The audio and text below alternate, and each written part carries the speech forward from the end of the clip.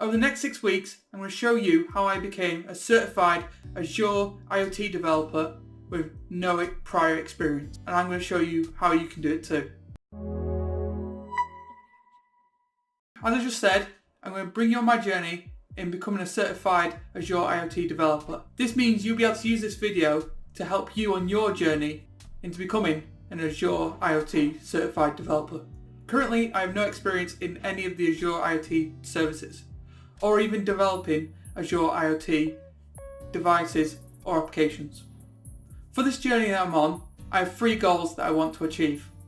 First of all, I want to understand how all the Azure IoT services fit together and how I can apply that to an IoT device. Second, I want to gain the Azure IoT specialty certification.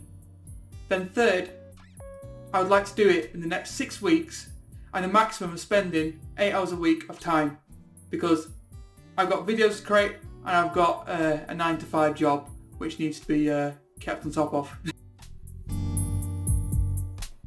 To do this in the short time scale I've set myself, I'm going to need a lot of resources.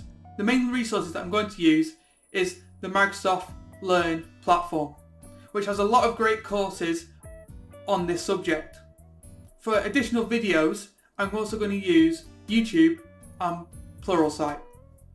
For service documentation, I'm going to use Microsoft Docs. Finally, I'm going to use practice exams, so that means I'll be ready for the exam on the day. Over the next 6 weeks, I'm going to give you updates as I go throughout the process, showing you what have I been doing and also the time that I'm putting into it. So it can give you a good idea of the time that you might need to commit to it as well. So let's have a look at the first weeks. Currently, I've just finished the first week. I'm now part way through the second week. In the first week, I completed 2 MS Learn pathways.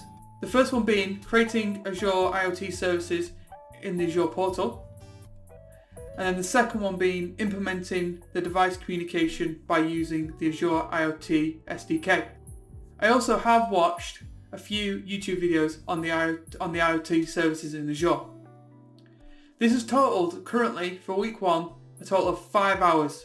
For week 2, I'm currently only a couple of days through that, and currently I've done about 3 hours of the provisioning IoT services at scale using the device provisioning services. So for week 1 and partway through week 2, I've done a total of 8 hours.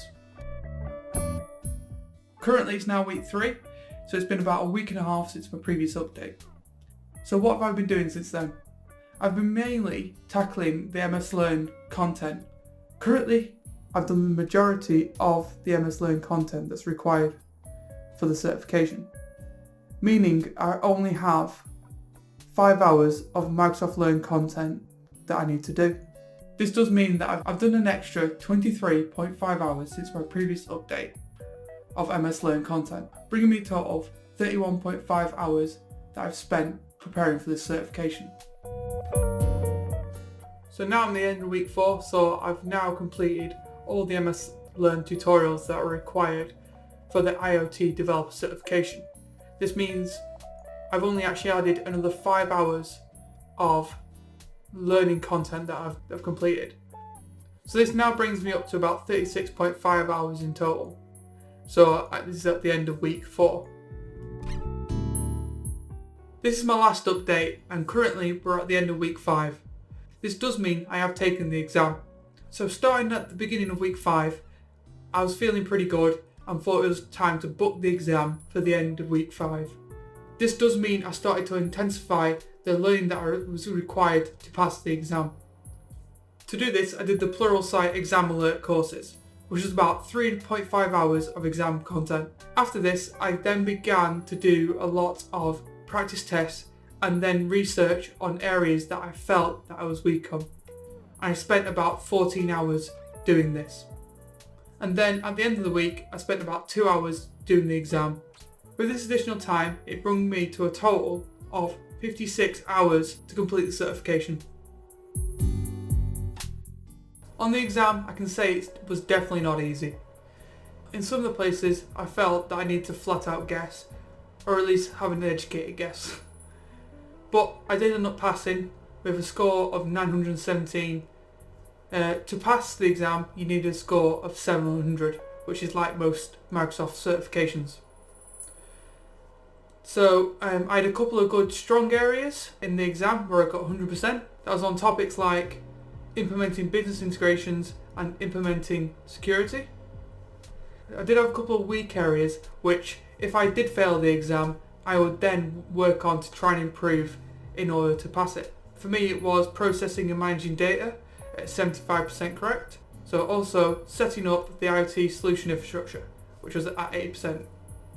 So for the other three topics I got at least 80%.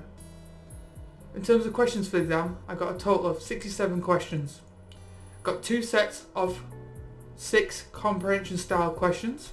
I also got 2 sets of 3 yes or no style questions which wouldn't allow you to go back after answering the first question. For the rest of the questions it was multiple choice, where you'd either pick one or pick multiple, or drag and drop tiles in order, or drag and drop tiles on a command, a query, or a JSON document. So let's just do a quick recap on the hours. For me completing the exam, it took a total of 56 hours to complete. I did get quite a high score, so it is reasonable to say that it will be possible for me to take less time to complete this exam. So if we just recap the amount of time. So I did do 36 hours on MS Learn courses, 17.5 hours on exam preparation, which if you remember was practice exams and the Pluralsight exam alert courses. And then I did additional 2 hours actually taking the exam. If you come back to what I said right at the start of the video, I mentioned that I was going to do it in 6 weeks. I actually did it in 5 weeks in total. So, which is good, to do it in less time. So, but if I was going to average it out into the initial 6 weeks, it would come to a total of 9.5 hours per week. So what do you think of my approach to the exam?